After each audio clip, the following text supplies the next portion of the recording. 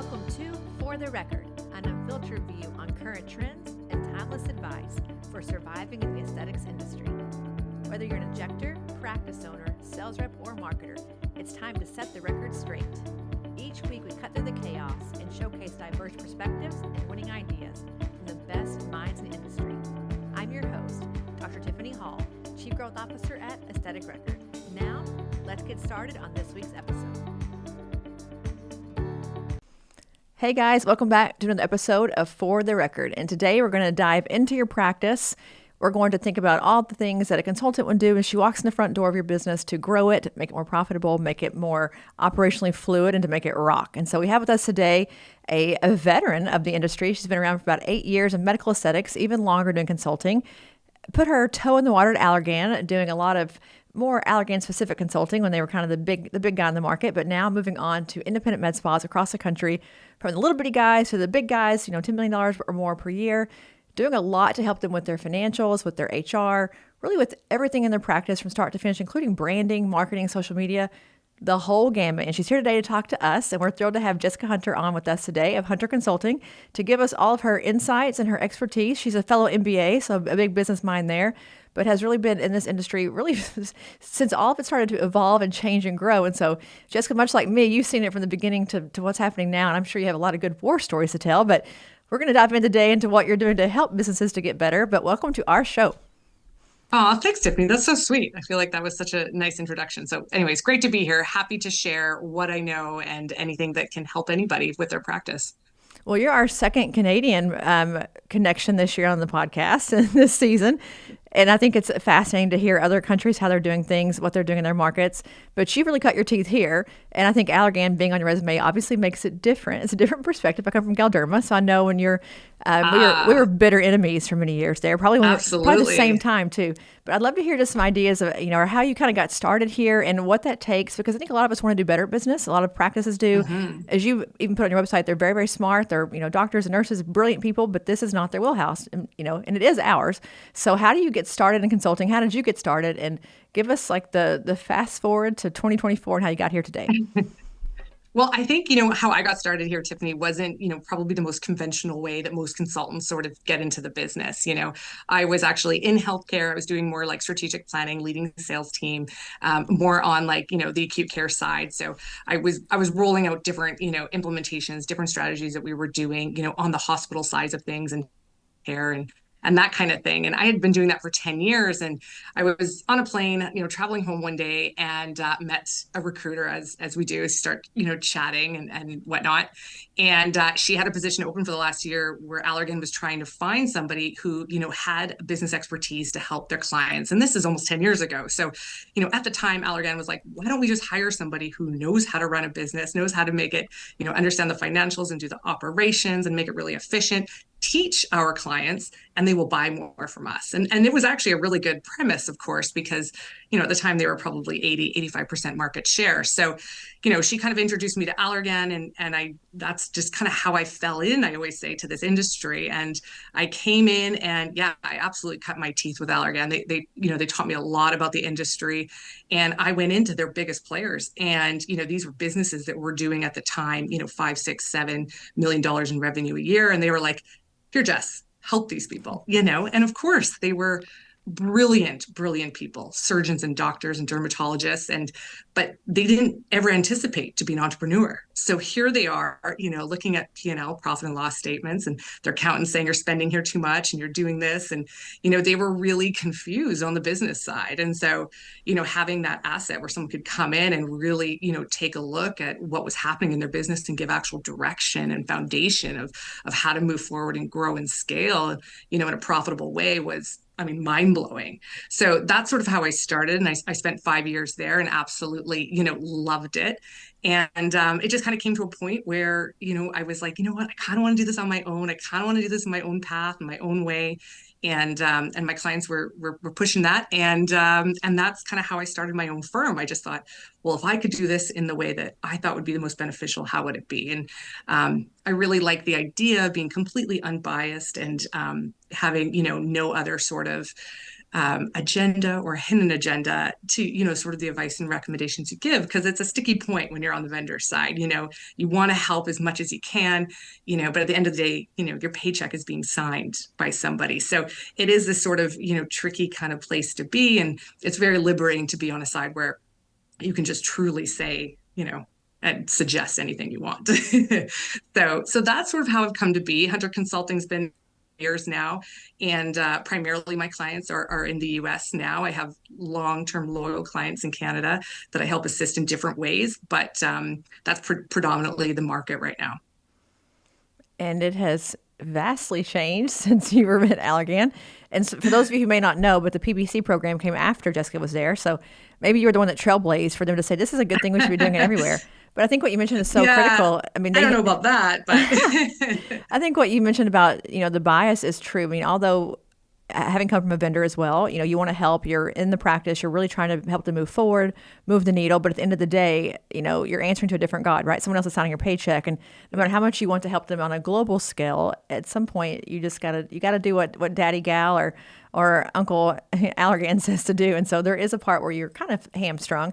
But all that to say, that program alone, and any of us who are out consulting and helping practices, I mean, it certainly moves the needle in some way. So I'm sure people who work with you back then, because we were in our infancy, had no idea what to expect yet. Like no one was growing, they were growing because they were just alive back then, not because of strategic business decisions, where now that's no longer the case, right? The competition's too fierce for the vendors as well. So thinking Absolutely. about that, if you're looking at a practice owner today who's coming into this market brand new, fresh off of the degree, ready to go be a med spa owner, the accidental entrepreneur of the years past is different. This person's intentionally trying to be a CEO and intentionally trying to be, in charge. What is the difference for you as a consultant going in, and how do you help that person to get a handle on what they should expect in the next, 1 year, 5 years? I think we don't know what we don't know until it's here, and then we're like, oh shit, we were not prepared. So give us some watch outs as we get started.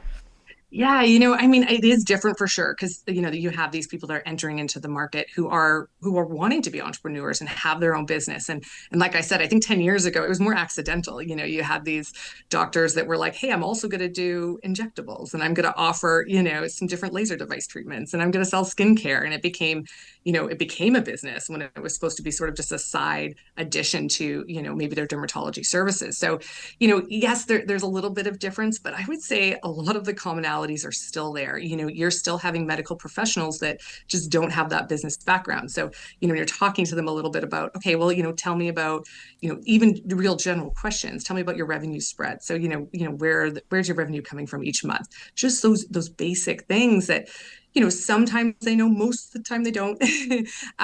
What's your most profitable treatment that you offer, and how did you find that out?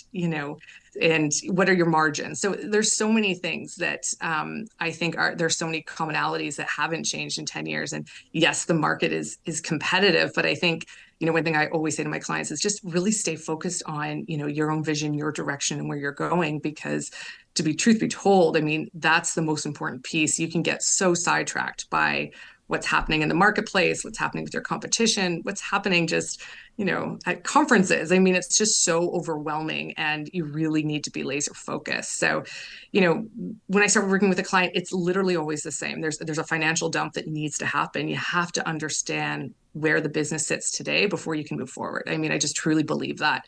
And I just don't think it happens without understanding the financial data. I really, truly think that. So, I think, again, starting from where their revenue is, what services they're providing, what's most profitable, and of course, how their providers are doing. And, are they great productors? Are they not? There's lots of questions there, but I think you have to really start with that. And I tend to do a lot of, teaching and training with that, of course, in my own assessment of it. But that's where I start with every client. So I think it's really important. And they get a lot of value from that, definitely, because it's just not their wheelhouse. Well, and if you're looking at this, think into yourself, I have no idea any of those answers yet. I am a big believer that if you are thinking of starting a med spa, if in your mind, heart of hearts, you're like, this is what I want to do in my next 1 year, next 8 months, whatever, get a consultant before you open the door. Have someone come in and tell you how to think about who has done this before. Obviously, don't get some, Yahoo, but like a person who's done this before, who knows what they're doing, to come in and help you think about what you're going to price items, as treatments, what you're going to look at for your cost of goods sold versus your provider time versus the chair time in the room versus your rent and there's so many things that become expenses that you don't even think about, by the way. Trust me, every day I'm like, wait a minute, that I'm paying for that too. They just pop up out of nowhere. But I think having someone come in before you ever open that front door to a client and say, let's build your structure, let's build your revenue stream, let's look at your devices that you do and don't need to get started. What should you be thinking about in hiring and firing and compensation plans? If you do things right, I just had this discussion with my team on the way to this podcast, say in my car. If you do things right in the front end, the cleanup is so much easier and way less time consuming than doing it to what you're probably doing, Jessica, coming in a year or two is saying, oh man, we're losing money here. You guys are working really hard making no money because there was no foresight to it. And it's not because we don't want to, we just don't think about it. And we think, oh, we're just going to open the door, sell some Botox, life's good. But I think a little bit of planning on the front end can make a tremendous difference on the back end. Yeah, absolutely. I mean, I think I've kind of had both. I've definitely had someone who's, reached out and been like, listen, I'm gonna open up this spot. I found a space. Like, what do I do? And I'm like, oh my God, thank goodness. Because it is easier to help someone right from the get-go than to come in, which is really typical 12 or 24 months in where, an owner is really starting to struggle because that whole, just sort of start and see what happens kind of comes to fruition when you're like, oh my goodness, I'm not making any money. I don't know how much I'm paying my providers, or, I'm really not sure of how my structure is to pay. And I'm constantly doing discounts and I'm chasing them around. And so I do feel like that 12 to 24-month mark is where people really start to, think more about their business and be like, maybe I'm not doing this exactly how I should, or maybe there's something to learn. And then you have to come, yes, and really support them. And a lot of it happens on even some of the processes or the tools that they're using that they just, have never thought about. So they might not even have the systems that are set up to allow them to kind of assess the business properly. I mean, that's a lot where we start with the what are you using to understand your business? And sometimes they're just on platforms that don't even allow that. So, we have to kind of start right from the get-go and kind of start from the ground up. Yeah, I think when you're a new entrepreneur, you're just going manual in many cases. You're just trying to do like the grunt work, right? You're just trying to brute force things through. And I think there's not always a lot of time to think about automations and great data-driven systems and looking at clean reporting. And you're just trying to survive in most cases, right? You're trying to fit in the day at some point to be an administrator and also an injector. That's why I'm such a big believer that if you'll take the time on the front end, when you can think about it with kind of a clear head and get your plan together. But I know the struggle of when you're in it, when you are in the weeds and you are in the forest and you're in the trees and you're in all the things that people say, to think about what you're going to do next and how to improve your situation, it's just exhausting. And you need you need a lifeline to call and say, I am too into this. I'm too close to the project, right? I'm too far into what's going on. I cannot think through how to solve my own problems. And it could be very small fixes too. I think oftentimes little tweaks here and there make a significant difference whenever you are that person who is doing it all yourself. But you don't know until you ask. And so I think, we don't know what to look for. But on that same kind of token, you mentioned data and numbers and things. I would love to hear your thoughts on what are the key metrics. If I know nothing else about my data, if I don't have all the reports, all the fancy stuff, what are the things that you need me to know to be able to decide if I'm growing, if I'm losing, if I'm successful or not? Like what is your key number or two that you want me to have? Yeah, people always ask this all the time, and we call it obviously KPIs or key performance indicators. And all that really means is those are just metrics to measure success. That's what a KPI is. And I really do think that they vary between what people's objectives or growths are. So if you want to potentially grow and scale to multiple locations, or if you're looking to partner or sell your business down the road, like those are all really different KPIs. But in general, I mean, there's a couple things you always have to measure. So you need to understand where your revenue is coming from month by month, not every single year. So every month you need to understand the breakdown, and you should be breaking that down from neurotoxins to fillers to specific laser devices, retail, facial or aesthetic treatments. So you need to have those kind of segments broken down 100%. And then understanding the margin of how much you're making from the revenue. So, understanding how profitable your treatments are, I think is a wildly, misconception of what's profitable and what's not, because I'll take everybody's, products that they're offering or services that they're offering, and we'll literally go through, okay, well, what is our overhead expense per hour? What is the cost of goods, the consumables? Do we have a warranty or a lease on that product? How much are we paying the staff on average per hour that they're doing that service? All of those things come into, understanding how profitable a treatment is. And then you need to understand, like, is that good? Is it bad? If I'm understanding one neurotoxin versus another, and one's, a 4% margin and one's a 12% margin. Okay, now I have some context. Now I can obviously make some decisions that, the one that's, only 3 or 4% margin, maybe that one shouldn't go into my membership at a discounted price because now I'm not making any money. So it's those kinds of basic fundamentals I would highly suggest to do first before you're building out memberships or packages or promotional offerings, right? You want to start with the basics. So, understanding your revenue, understanding how profitable each treatment is. And then, when we talk, those are kind of like your clinic KPIs, like basic stuff. And then when we're talking about your providers, you need to definitely understand a few things there. And the main one being is how productive your providers are. So how much revenue they generate per hour that they're in the clinic. And then you're going to bucket those into nurses or aesthetics or support staff, kind of comparing apples to apples. So if we're talking real general sense, just to kind of, have some metrics to measure, those are your three, I believe, key foundations to just know what you don't know. It's almost enough knowledge to be, dangerous, but, maybe not have all the answers, but give you a really good foundation of how to move forward. I think so many great points there. And I was just telling Jessica before we came on, I built a feature this morning for AR based on reading some of her free resources because I was like, I need to have this in our system right now. But I think what you mentioned about these are just numbers or really indexes to tell us what to do next. Like they're a data-driven decision maker. They are not on their own that important without context. I think people, yes, at least in my world, they hyperfixate on things of like, I want this report for this. And I'm like, what are you going to do with it? I know that you want the report. Love that journey for you. But what is that report going to tell you? Because I can tell you from knowing, 25 years in business, that's probably not what you need. You actually need this report instead. But I think when people are fearful, that's the right word, or they're apprehensive, they don't quite know as much about this as maybe they do, surgery, for instance. They hyperfixate on things that may not give them what they need. At the end of the day, what you're saying is true. Do they make money for you per hour? And how much do they cost you per hour? And are you profitable? I mean, at the end of the day, it comes down to truly a profit and a loss, like expenses and revenue, and what's the spread? And I think people tend to get really sidetracked or the shiny thing kind of deal with reports. And sometimes numbers are paralysis analysis. And I think stripping through what are the key things you have to know, because like for us, we offer people 100 reports in our system. Are they all useful to me? No. If I were looking at my business, I wouldn't want all of them. I would need probably 10 or 15 that I love. But for others, they want to look at different things and different ways to slice the apple, and I get all that. But at the end of the day, if you want to just know like the nut cut and like how to get it done, you need like the numbers that speak to your revenue and those that speak to your expenses and where are you at in the middle. What is your cushion? Where are you going to land on their cushion whenever the bill comes due at the end of the month? And I think we need to focus so much more intensely on that than kind of all the other ancillary things that we all talk about all the time. I agree. And I think, one of the things, people always want from me is like benchmarks, so, how much should I be paying, my nurse injector? How much should I be paying, my esthetician? And I always say it depends, like it really depends. And, I can definitely sit there and tell you, hey, this is the average that, someone's making and someone's paying. But really what you need to do is see how productive they are. That's number one. And number two, what their intangible value is to you, because we have nurse injector, for example, who could be very valuable to your clinic. Maybe she's a trainer for Galderma and she trains your other staff.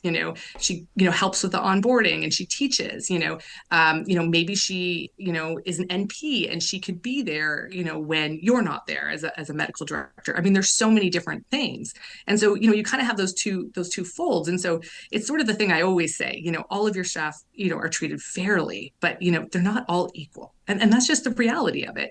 But you need to have that data to have that information and to make those decisions. So if you don't know how much, your staff is generating for every hour that they're there, and then you don't have any context behind that. So, you have a nurse and she does, $600 an hour, for example, is that good? Is that bad?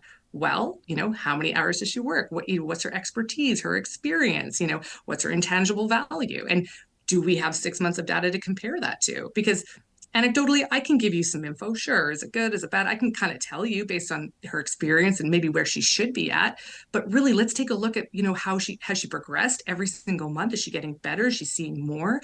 And then what are some of the issues? Is she doing more neurotoxin than filler?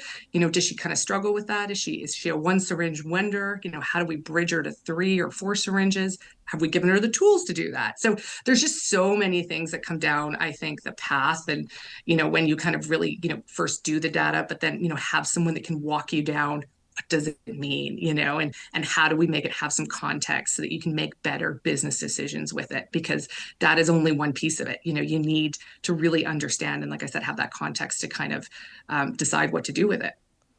Yeah, and if you've ever gone to sell something, you'll realize quickly that data is not all of it because you'll have to give them the story of why the numbers. It's like if you were a stay-at-home mom who got laid off during COVID and you have a gap on your resume for 1 year. You have to explain that to someone. The data alone says that Right. you've done nothing for a year, but you've run a household, you've been volunteering with your local community, you've done food drive. Like, you have to explain away the difference because you were productive, but the numbers don't speak to that. So I think in our own lives, we do it every single day. When it comes to our business, we get again overly obsessed with the number. It's like the number alone does not give me anything. I have to know like the context. Was it a slow month? Was the entire country shut down for COVID?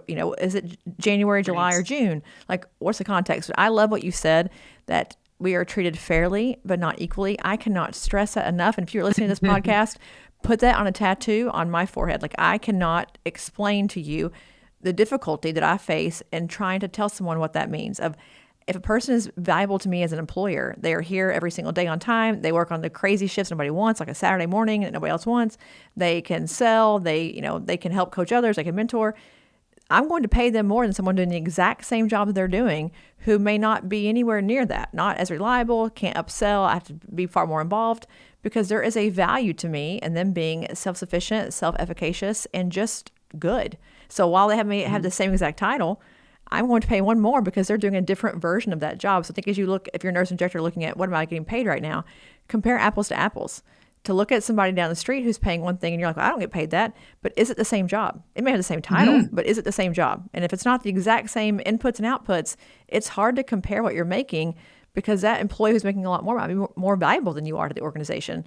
If you're a brand new injector and they're 10 years in, they're going to be far more valuable as far as like numbers, clientele, everything else than you are. You'll get there eventually, but just today you're not quite there yet. So I think I just love that you said fair. I will treat you fairly, but it may not always be equitable because it's not, the inputs don't always equal across the board. So the outputs are going to It's inherently not. be different. Yeah. And I think, I definitely think as an owner, you need to be comfortable with that. You got to get comfortable with sort of that uncomfortable ability to have those conversations and being transparent with your staff. Like I'm a believer in like, there shouldn't be this, oh my God, she makes this and she makes that or whatever. Listen, we're fully transparent and we set the expectations from the beginning when we hire someone. I mean, this is our pay structure. It's based on expertise, experience, and what you bring to the table. And that intangible value is part of it. I mean, so I think it is a little bit about, really taking onus of that and taking that sort of, I don't want to say power back, but empowering yourself as an owner to have that confidence of, this is why I do pay someone X and I pay you Y. And, that's true. It's not equal, but it's absolutely fair based on all the criteria that we've already outlined and outline those expectations. But imagine how much easier the coaching conversation is in that moment. Because if you ask me why I don't make as much, or I ask you that, you can say, here's why. If you want to get there, here are the things that we need to do. Here's our Google map to get from point A to point B where you're still lacking. Like then it's very objective and transparent about why I'm not there yet. Versus, well, she's been here for 5 years. You haven't been, like the tenure thing flies all over me. Like, I don't care how long you've been here. If you're not good, you're not good. But I think then you become very specific and you can really tell someone where their gaps are and how to improve. And it becomes a conversation that's rooted in money and compensation. So now it's important for me to get better. Like my metrics, my money are now aligned. It's not just some 10-year discussion. I think as an owner, you want that because then it's just so much easier to build a roadmap for an employee to improve when they know exactly what they could be if they just did these things because they're seeing it in real time play out right in front of them. So I'm a believer. I love it. I think you should coin that, trademark it. I don't know Coin what. it, eh? Something. Put it somewhere. I love it. Well, looking Yeah, at I think yeah, definitely. I mean, I think and I think it comes from confidence. As an owner, you have to have that confidence and just be as transparent as possible. And again, when you're starting from the beginning, it's easy. Like when I come into a clinic and it's been 5 years and we're redoing a comp plan, and so we're creating new, roles and responsibilities and expectations from staff. We have to kind of sit down and kind of start again. And it's not that it's bad. It's obviously easier to start from the beginning, but when you do that, that's that opportunity to be super transparent. Like, listen, we got to redo these. This doesn't make sense, and let me show you how you're still going to make the same, if not more money on a new comp plan. And let me be transparent about that, about how you can do that, right? And of course, it leads to great coaching calls of tell me about more what you need to be successful in this role. How can I help you be the best version of yourself? What else can I do to, make you as, successful or beyond, those kinds of things. So Well, I think it's a difficult conversation too. I had a girlfriend who was overpaying her staff, tremendously overpaying her staff. And she says to me, well, how do you stop paying them that? Like, how do you have the discussion with someone to say, I'm overpaying you more than you're worth, and now I can't afford to do that anymore, and we're going to have to change your pay structure. And she's like, they're going to all walk out. They're going to all quit. And maybe they will. And if they do, are they the right employees for the business? I don't know.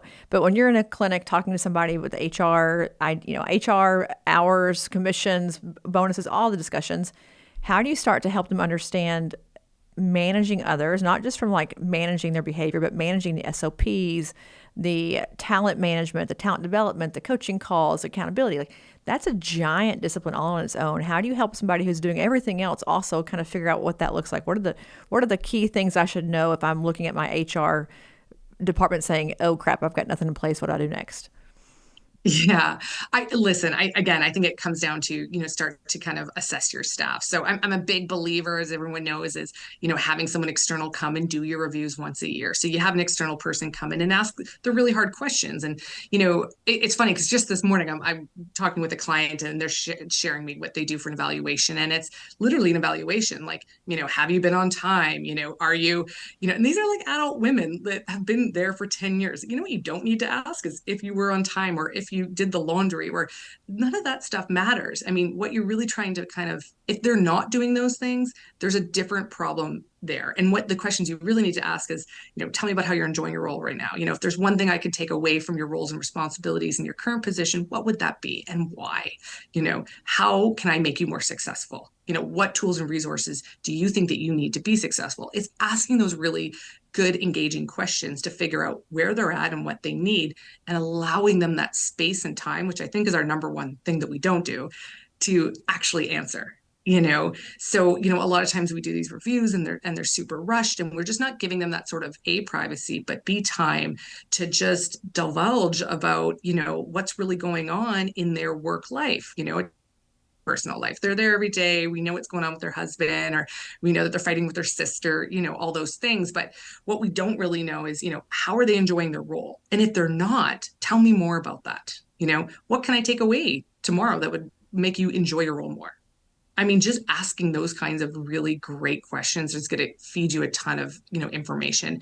And from there, a lot of things arise. I really struggle with our, EMR system. I can't seem to, I don't chart in it. So I just do paper charting, and then I have to go home and spend hours doing it. I mean, you get all kinds of information that leads you down to more of the, operational fixes that need to happen. But if you never ask them, you're never going to know about these things. So I always say it starts with the staff when we're talking about kind of HR issues or culture issues, or, you start with them and you literally ask them. I kind of say it's like these golden 8 questions that I have that, you just kind of ask them these questions and give them the space to answer, and allow them to have that confidence and comfortability where they can answer, and sometimes you have to use an external person. I will just vouch for that. I think, having someone who's an arm's length away from the business, whoever that is, can be really, really helpful. That can really sympathize and empathize to where they're at, and relay that message in more of a streamlined way to management or ownership, because if they're going to talk about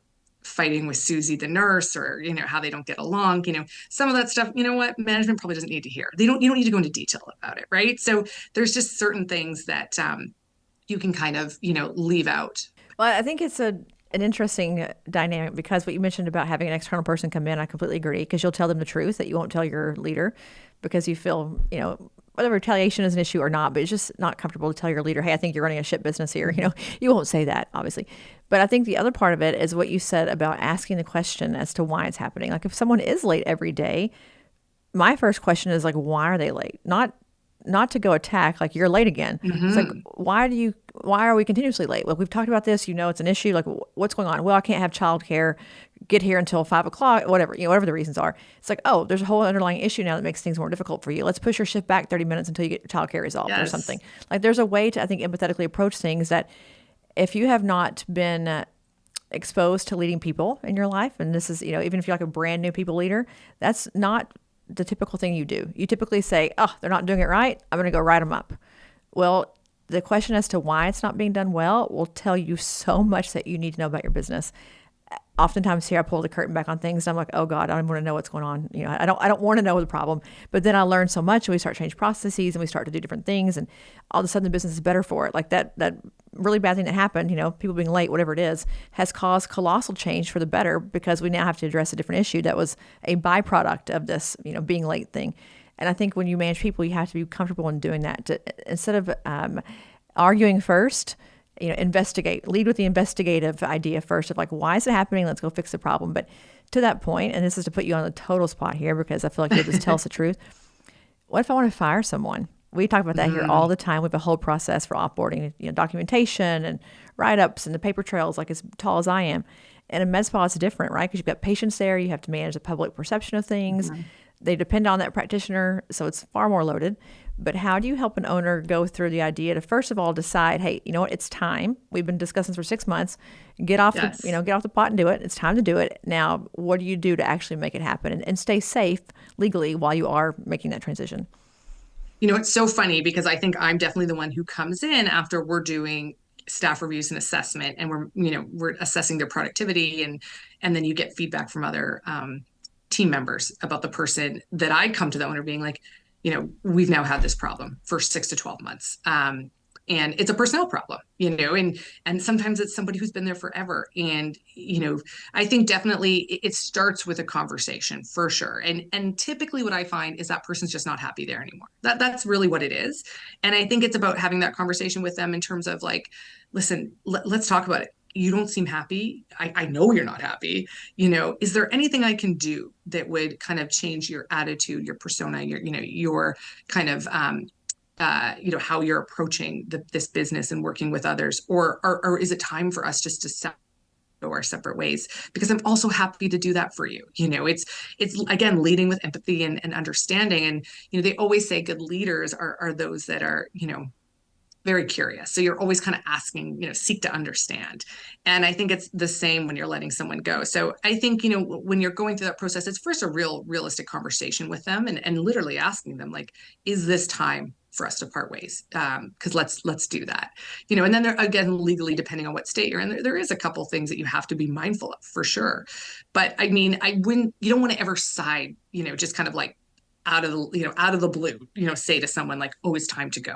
I say seek to understand. So it's, understanding from them, understanding from other staff, understanding from all the management team, where are we at, and, figuring out if it is a good opportunity. Because to be honest, I personally think one of the last options you want to do is fire someone out of just, sheer panic and just, as your first sort of gut reaction. You really need to understand if that's a worthwhile decision to make, because it's going to cost you time and money to replace them.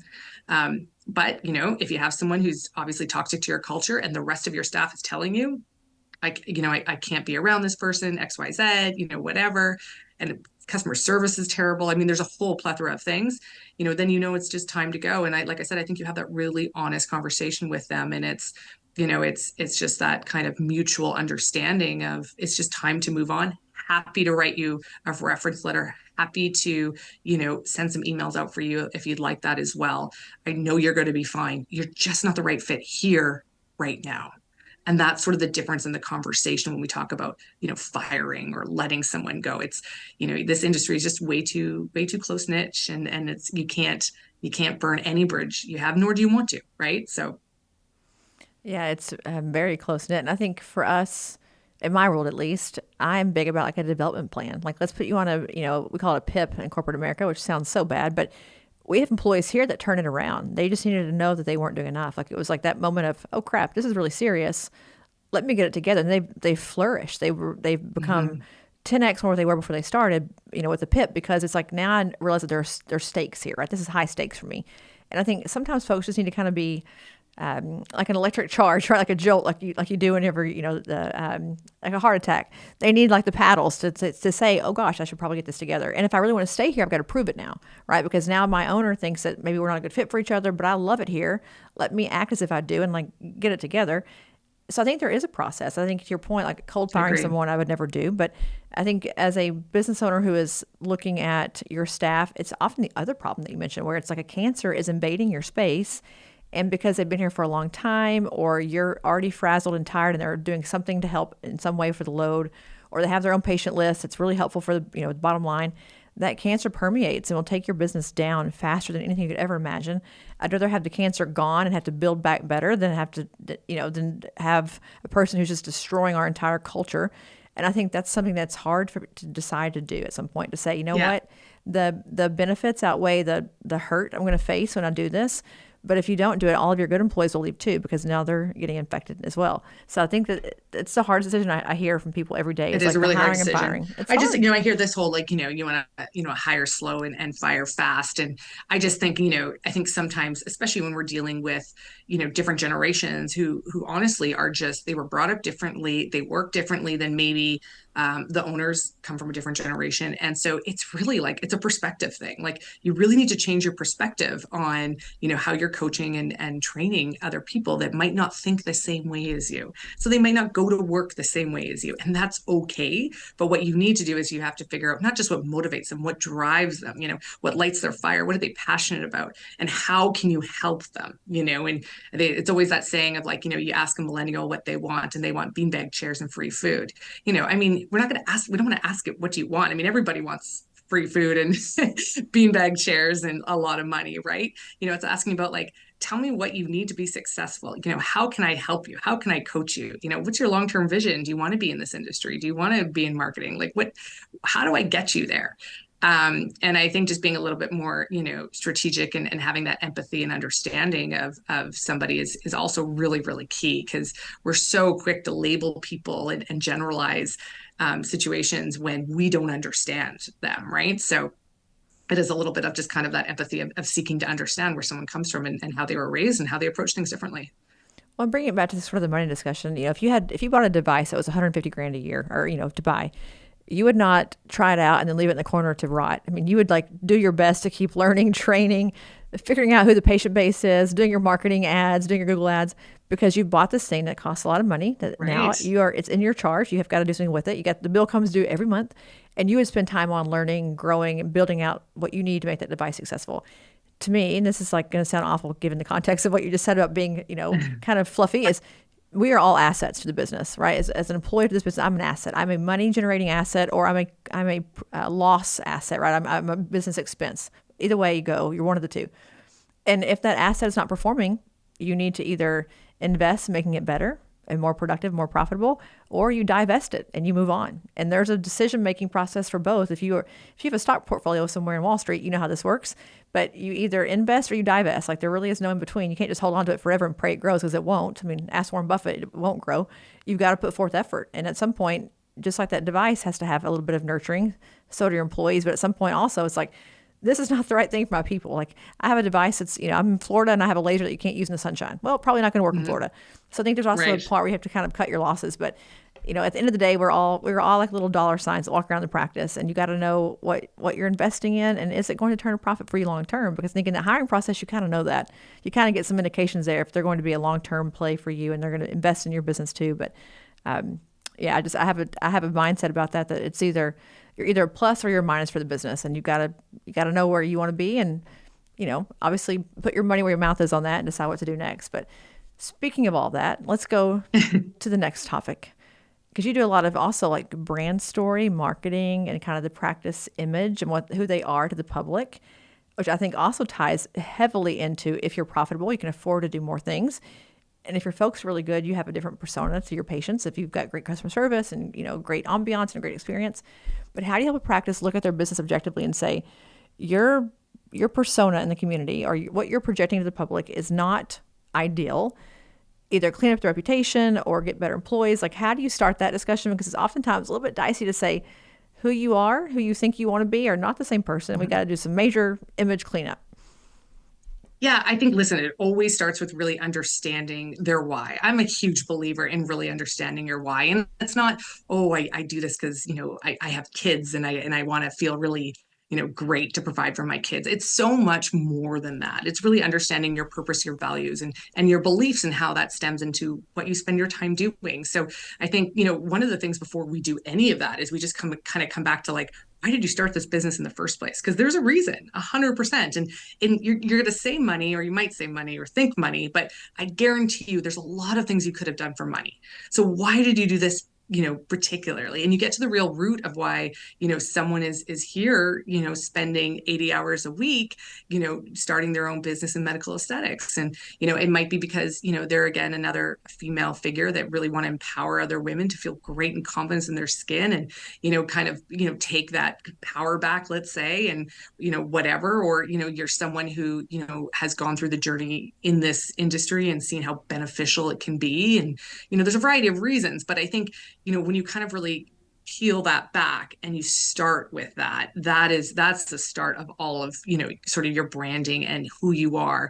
And then there's kind of two pieces. There's your internal and your external sort of persona that you're going to present. And one is, within the four walls of your clinic, and all the things you're going to do, because there's a plethora of marketing tactics that you should be doing that have nothing to do with social media or digital marketing or your website, right? And that is where I always get my clients to start. Let's start on those things. So, what are you doing to, really engage in that, customer experience? Does it always come back to your why? Is it always transcendent to, what you do, why you do what you do, not what you do? Because what you do is what somebody else does. So you do Botox, and you do fillers, and you do laser devices. So does, Susie down the street. That's not your differentiating factor. And you don't need to ever lead with that. Someone already knows what you do, right? It's why you do that. They're going to have that emotional connection to you. And so when we start with the internal things, we start with those things. It's about asking, and asking for great reviews, and doing really good follow-up patient retention strategies, really making sure that customer experience is far better than anything else. Are we exceeding people's expectations? Are we really living to that mission of why we do what we do? And then the external piece it comes later, and that's obviously all of our digital strategies. So that's your website, your social media, your external branding, potentially Google ads, whatever you're doing, billboards, events, and that's sort of your external presence. But it really starts in the clinic first, and really building out, that sort of, you can think about it as your differentiating factor, but it's not what you do, it's why you do it, right? So that's always where you want to lead from. And that can just take you a really long way, just that one kind of, idea alone. Well, and I think there's also a disconnect for people between marketing and branding. They are not the same. Buying a Google ad, buying a Facebook ad, doing social media is not the same as creating a brand persona. And I know without any doubt, people spend a lot of time thinking about Instagram. I do here as well, although I hate it. Thinking about when to post, what to post, engagement, community, all the things we have to do to be successful in marketing our brand. But what is your brand? I think what you just said about we are all doing the same thing. If you're in a med spa, don't lead with that. We all sell Botox. We all sell skincare. Like, we're all doing the same thing. But whatever it is that makes you do it differently is what your brand becomes. And I think spending time on your brand, I hear every single day, like, how do I get Google ads? How do I get more Instagram followers? Like, well, who do you want to be? Because they all follow you today and you don't have that defined. Then to kind of rebrand an audience that you've grown and that you've amassed a following into something different that you're like, oh crap, I want to be this instead of this. That's a hard thing to do as well. Rebranding is very challenging. But I think really knowing what your brand image is, because to your point, internally, it's also recruiting for great nurse injectors and for great, physicians and PAs and MAs to come to your practice, because if you seem like a cool place to be, a destination, they want to come work for you. Like, there's a big benefit to having a really great brand as a practice beyond how you're going to market to the general public, because that is grabbing leads and bringing them in, but bringing them into what? Like, what are they going to come for? What are they going to come do?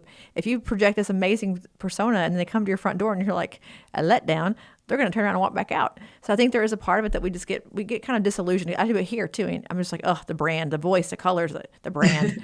I'm like, can't we just buy an ad? No, you got to build the ad. What's the ad going to say? What's the call to action? Is it compelling? Can I actually fulfill what I'm offering in this ad? Like, that's a different story than just saying we're going to do really great marketing of our practice. But to that point, lead acquisition. I know you're a big leads girl. I saw that all over your site. We love leads around here and acquisition of leads and converting them to hopefully paying customers long term. But that's hard to do as well. So practices who have great marketing and great branding get great leads in the front door, and then nothing happens. I'm sure you see this a lot. What is your best advice for practices who are like, I want leads? It's like, well, you got leads, but you didn't do anything with them, to help them to really think through the process of conversion and not just Mhm. amassing the leads, but now doing something to actually get them into the practice, into the chair to buy something. Right. So I guess twofold. I mean, who are we trying to get leads from? So that's the very first thing. It's going to be easier to convert someone if you're getting great leads. And what I mean by great leads is like, again, when we talk about targeting, we talk about really funneling our message. So, we're not trying to just, get anybody in mass kind of market to just every female between the age of 35 and 65. You got to be way more funneled and targeted than that. You want to be really specific about who you're trying to target and why. And then why, what kind of urgency are you creating? What kind of emotional connection or attachment are you creating that is going to cause them to obviously click on your ad or your post or whatever it is and take action? And it really is a smaller segment of the population than you think it is. But when you get those leads, those are really good quality leads, and the odds of them converting and now to convert them is so much easier. I always say too, there's so many good, softwares out there that allow us to do, different targeting that's segmented. And that's like the bread and butter. I mean, we're not going to send, for example, an email or an SMS communication about, let's say, a filler promotion, just to say, to a bunch of people that already get filler. That's not really what we want to do. What we want to do is segment people that have had Botox who have never had filler before, but maybe on their intake form have said that they've been interested in dermal fillers, or have circled areas on their face that dermal filler would be a good fit. You send a customized kind of communication about that product because we have a segment that's already interested in it, and that's where that converting them now is 20 times easier. So that's kind of the one piece, is really getting those really good quality leads that are easy to convert, of course. And then, when we have these leads, like, what are we doing with them? And the reality is the follow-up needs to be fast and it needs to be fierce. I mean, we need to be following up with people almost instantaneously, and we need to be able to, get them through the door. So, that's really, automation is where you need to be, probably very first and foremost, because you need to be having something that's automating some sort of recognition of like, yes, we got your contact, so excited to see you, and let you experience, our clinic, our practice, our providers, whatever it is, and sometimes that has to come with automation first, depending on sort of your volume, and then, from there, you want to have a nice repeat pattern. It's sort of the golden rule of 3 different types of communication that are segmented out in a way that, causes urgency for someone to come. For example, giving someone $100 off, a filler treatment right now with no timeline, no expectations, and no sort of, like I said, urgency or call to action to kind of come and take, partake in that.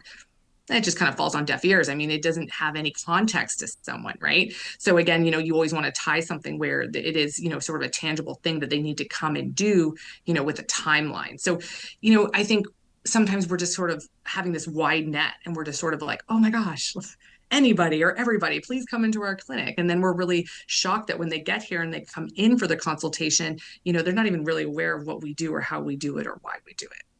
So, we're like, okay, already that's, that wasn't a great lead. That wasn't even worth our time, because now they have to go through the whole process about what we do and why we do it. If we have somebody who's already, 50% there, they kind of already understand they have a heightened need for something that we offer. And now we get them in the room. Great. Now that's just the experience, or now they're more, enticed to kind of book that, complimentary consultation with one of our providers to learn more about something that they specifically want to learn more about. So I think that sort of, it kind of starts like that chicken or the egg kind of scenario. I definitely am a believer that like, converting leads starts with getting the right leads and good quality leads for your clinic, So I'm not sure if that really answered the question, but I feel like, that's sort of my position on it, is to start from there before you can even think about, converting them down the road. When it goes back to our very first talking point about your P&L, I think the targeting of your leads dictates your profitability. If you are targeting a blanket net across your community, you're going to get any Tom, Dick, and Harry that walks in the front door, which could be someone who's only here for toxins, all they can afford, or they just want skincare. But if you're targeting people who are, your lookalike customer, who's your best client in your practice, where do they go? What do they do? Who are their friends? Are they part of the tennis club? Are they going to certain salons? go find more of them. If they all drive a Mhm. Suburban and play tennis and their kids go to a certain school, then go sponsor things at that school. Find a place in the tennis world to become part of what they're doing. Like, find how to be where they are if they're the I ones who are most agree. profitable for you. And if not, you're going to get, to your point, lots of leads that come in that may not be what you want at all. And they're going to clog up your schedule. They're going to clog up your front desk time. They're going to be Yeah, nagging at you, and then they're going to come and go, and maybe they're a bargain shopper, maybe you don't really know. But if you're so intentional about your leads, I'd rather have 5 leads who are going to all convert and be amazing than to have 50 who I've got to sort of track down and chase, and they all do free consults and they never buy anything. Like, it's just a different, absolutely. it's harder and smarter. Like the whole work, what do you want to do when you work? I want to work smarter, not harder. So I think that Hmm. there's, if you're looking at your practice saying we're not profitable, do you have the right patients in your chair? And if the answer is I'm doing the best I can, I'm doing all I can, and it's still not making the number, then you need to find people who can buy more in a visit, who, when they say, I want all these things, can actually afford to get them, who will come back more frequently, be more compliant with their toxin. You got to change who's in the chair if you want to change your financial game long term. And if not, it's just kind of like you got to deal with what's going to come in the aftermath, that it's going to be bargain basement Botox and you're going to do the best you can. So I think that spending time there is so important. I love that you mentioned that, because the quality of your leads dictates the quality of your practice long term. And it's also going to build your community, right? Who do you want to be in your community long term? People who are obviously good for the brand.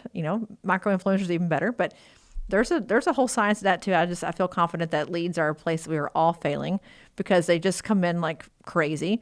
But I did see a thing the other day that I loved, and I'm sure that you mentioned like the whole community, or the whole idea of knowing who you are when you walk in the front door.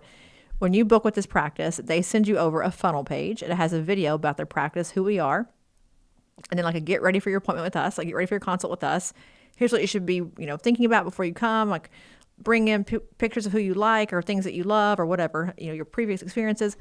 Before I ever walk in the door with this group, I know who they are, what they're about, how they service me because they've told me what they're going to do when I come in the front door, how their plans work. They've kind of given me the full gamut in these fun little videos that I've watched, that I feel like I know who they are. And so in that consult, we can eliminate a lot of the back and forth because I'm already there. Like, I'm already caught up. I'm good to go. I've already decided Yeah. that I like you. I've heard all about you. Like in a sales world, like, here, technology, it's a great thing to do, right? You send them articles before they have the demo. You send them videos before the demo. You send them, pages before the demo. And in med spa, you can do the same thing and get them acquainted with you before they ever come in the front door. And so the lead process becomes much more of like a relationship before it ever comes to a conversion conversation. So I think there's some really cool things people are doing now that make it more unique and less salesy in the room. But Absolutely. just my 2 cents. I just thought it was such a cool idea, very compelling, and I enjoyed it. I watched all the videos. I was like, this is so fun. I'm Yeah. gonna keep watching. Yeah, So and that's like honestly, to me, that's the conversation about social media. I mean, how can we utilize social media so that people feel like they know us and they know our providers, and we've accelerated that trust and that loyalty before they walk through the door, and they know exactly what to expect. I mean, that's sort of what I think about social media at this stage of what we should be doing it, or should we be doing fun dances or like things that just aren't relevant? I personally don't think so. I mean, I really think it's about someone sort of seeing you and gravitating towards you because they see themselves in you, or they resonate with something that you're doing, or they see a provider that's sharing an experience that you've shared in. And so that's that sort of magical moment of marketing when, again, it's not for everybody, but it's for that small targeted group that you've identified who you want to come into your clinic, and that experience is obviously the one that you want. So it's sort of that idea that really great branding, of course, is it sort of like speaks to only the people that you want it to speak. So it's some people are going to say yes and some people are going to say no, but that's okay. That's great branding. So when I think in a competitive market, you have to keep fighting for your clients every day. Like, the lead conversion is instance number one, but then I think you have to keep fighting for that person to convert every 3 months for toxin, for their devices, for their filler. What is your advice on nurturing? Because I think that's often what gets forgotten about too. It's like we're so aggressive with leads, leads, leads. You mentioned membership programs before. I think that's a huge way for retention to just be easy if you have a great membership mhm. program. But what are some good strategies for retention that help the practice, obviously financially, but also make the client feel like they're part of something? Because I feel like after the lead thing is over, it's like, well, where do I go now? I don't belong anywhere. It's like, how do I know that I belong to you and that we're a family after that first instance, unless I'm actually in the practice getting a treatment? How can we connect with each other? Yeah, absolutely. And I think there's a whole funneled system that needs to happen. And it's not about selling somebody on your latest and greatest new invention, next month. It's about continuing to educate them and inspire them back into your clinic. I mean, it's really that journey only starts, to your point, after they've after they've come to see you. So then you're going to create a system there that's going to, continue to inspire them about the different things that you're doing. And again, you're going to use the tools when they're coming in, for the process, when they've come in for an experience with you. You're going to use those tools and get some more information for them about how you can target to their actual needs and wants and provide the solutions that they're looking for. If they're not interested in body contouring, you never send them educational material or information about that. It's not relevant to them at this point, but if they've really said that they were interested in Capella or again, some other service that you might have. I mean, that's really where you want to drive that home, and you continue that follow-up in very educational, informational ways so that they can, keep you at top of mind. And that's really what you want to do. And that's the difference between great marketing than just spamming everybody with stuff where they want to unsubscribe you, or, they don't, want to be a part of your membership program or whatnot, because all of those things are just really retention platforms for loyalty and consistency. That's really what they are. They're great treatment plans that are built into monthly packages so that someone can come in and experience other services that they haven't had before. That's really what we should be calling them at this point. They kind of rise for that occasion, and they should be treated that way. And they have to obviously have a value add in them where people are feeling like they're getting enough value from them. But that's, your VIP membership. That's how you become, part of the team, part of, the community, and really feel invested. So there is yes, to your point, there's a whole segment of things that you need to be doing to continue to nurture that person down the road, because the journey just starts after their first visit. It really does. But I want to mention before we roll off, I think that you're doing quite well. I have to commend you. I told you this before. You have these great resources on your site that are free, that were like these beautiful planning documents that just kind of walk you through, as you're working with Jessica, like what to think about, what to do. I think about this a lot in a med spa. We call it a lead magnet in the non-med spa world, obviously. So those of you who are listening, like, what the heck is she talking about? Lead magnet, things you get for free, download for free. You click on it and you get, the 5 steps for whatever. I feel like a non-transactional message is such a beautiful way to keep clients interested in you. And those are great things. Like it's summertime, 3 ways to fight a bad sunburn. Like give people what they want. If their kids are all playing baseball at the baseball fields this summer, here's the perfect hat and, sunscreen that we recommend for you. Don't come by here. We're just going to give you some great ideas of how to protect yourself from the sun. Or winter skin. If you've got dry, dull skin, here's some great at-home remedies you can do to bring back the hydration. I think if people have a reason to believe that you have their best interest in mind, that you care about their education and what they're doing with their own lives outside of your practice profits, they will believe in you more. They'll want to interact with you. And I think these free magnets, they take a bit of time to obviously build. I mean, obviously the ones you have are beautiful and they're beautifully structured. I think for like a top 5 list, or hey, like I like to know, here's our Amazon list of things that you have to have back to school for your kiddos who have, who are acne prone. Those are such beautiful things for moms who are busy to say, I already got a list together. I'm just going to hit the Amazon button. I'm going to go buy it all right now. It's much easier to do it this way. I mean, there's just so many cool things you can do in a med spa world because we're all women. We're busy. Many of us are moms. We're fighting aging and menopause, all the things that are happening to all of us. We're very similar, that you can have such cool, nurturing things that have nothing to do with buying anything from the practice. But when they're doing that and they're enjoying it and their child is better off because of what you've given them, they will think of you and they will remember the fact that you gave them the lead for how to go buy this, whatever this thing is, and they'll be loyal to you because of it, because you made their life better, easier, faster, stronger, whatever it is. I just think there's such value in that. I mean, instantly I was like, I love you. I was like, I love what she's done. This is great, because I know that you're trying to get me to want to work with you by showing me some of your free things that are very beneficial and helpful.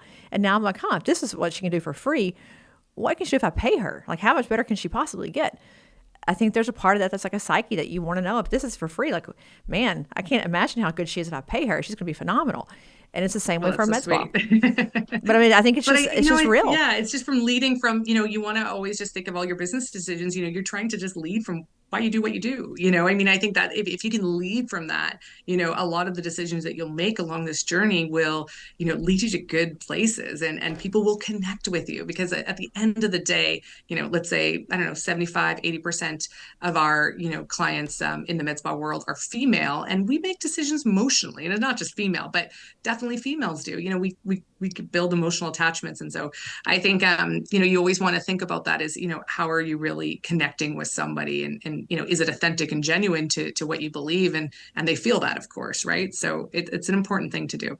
Yeah, I think the free consultation is not very sexy, but to give me a free skincare analysis with a personalized regimen that you've built out for me, that I'm compelled to come in and look for. And then it's like, oh, by the way, you can buy the regimen here as well. But I think turning some of these words that just seem very ambiguous or very normal that everyone's doing into a sexier version of things, or into something that sounds more compelling and more to my value system, what you're saying, to who I am as a practice, to offer something to you, they'll come in the front door because they're like, I would love to have my skincare or my skin analyzed to see if I'm aging.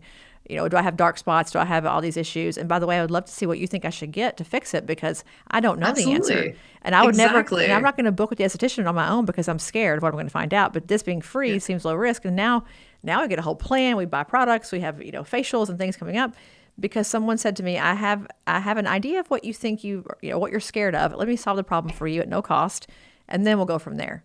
Then you want to go, you want to go see and check it out. So I just think there's a way to do it that is to your value system, to your brand, who you are as a practice, that gets people in the front door because they want to be part of whatever it is that you're doing, part of your tribe. Yeah, I totally agree. I love that. Well, we've talked for like an hour, which is crazy. I know. And I could talk to you probably Sorry, for we've 5 taken up more. a ton of time now. Love it. But give us an idea of how to get a hold of you, where to find you. I know you're on Instagram, website. Give us all your deets so we can find out how to consult or get with you to be our consultant. Yeah. So I do I call it boutique consulting. I do one-on-one consulting with clients where we kind of go through the gamut. So financial assessment, operations, HR planning, and tools and resources, and of course, marketing strategy. And we kind of go through that regardless of what stage you're in or what your goals or objectives are. So that's kind of like what I do in a really short snapshot. But you can absolutely, find me on Instagram at Hunter Consulting, at Hunter Consulting _ I think. And of course, hunterconsultingservice.com. And, you can book a free discovery call just to, hash out if you want to talk about, where your business is at, what to do, maybe some direction, some advice. Happy to do it. I do it all the time just to get on calls with clients and see sort of what their challenges are and how I can help them kind of move forward in the business. And get those free resources because they're really great. Download those things right now. Go right now and get them. No, but they are really great. But I think, just looking at your history and your industry knowledge and where you've kind of been in the last 8 years, what's going on out there. You're seeing the real deal, what's happening in practices. And I think there's just such a benefit to having consultants who have really lived this journey and lived the evolution of med spa world and how things are changing rapidly. PE money is coming in now. It's a different practice when you need to sell it than it is when you're running it. I mean, you have to do a whole different set of things to get ready for that. And that's probably a whole different podcast. But I think even having someone in your corner that knows what that looks like to say, I have a great business, it's profitable, or we love it here, but I want to sell. Okay, now it's like, it's 2.0. We got to start with way different numbers, way different things, and get you ready for selling. Get a consultant for that. Get somebody to help you and handhold you. And I think Jessica's probably a fine person to do that and probably has lots of experience doing it. So, as the industry evolves, people like you are helping us to stay on top of it and stay profitable and stay alive, because it's a cutthroat world out there. As you I'm sure well know, it's very competitive, and we have to do all we can to stand out and be different and be better. So I appreciate people like you who are out there making a big difference. Oh, thanks so much. Yeah, I mean, obviously, I truly am obsessed with what I do, is what I always say, and kind of unfortunately, but I definitely get so much reward from working with my clients, and they're just absolutely amazing human beings. And a lot of times, like I said, they just need the foundational support and guidance of kind of how to get to their goal. They sometimes have these tangible goals of, again, selling their business or growing and scaling or just being more profitable, but they're just not sure how to get there. So, I think it's just about finding the right people that you can, feel really comfortable and trust in, and someone that can just help you make those decisions on, really good assessment to move forward and make the best decisions for your business. So yeah, so guys, go right now, go to her website, get her cool resources, go to her Instagram, follow her. But I appreciate you coming on today and sharing all your insights and your experiences. And I look forward to seeing what you guys do next, your whole team, what you're doing with social media and financial stuff. I was reading about it all this morning. I want to see what the next big thing is for you. But thanks for sharing your hour with us today on For the Record. Oh, thanks so much for having me, Tiffany. It was an absolute blast. I loved it. Well, I'll see the rest of you guys next week for another episode of For the Record. Bye, guys. Bye. Thanks for listening to another episode of For the Record. This podcast is not intended to provide legal or medical advice. It's for entertainment, education, and information purposes only. For more information on this week's guest or to get started with Aesthetic Record, email us at info@aestheticrecord.com. Be sure to tune in next week for more fresh perspectives on disrupting the status quo and surviving in the aesthetics industry.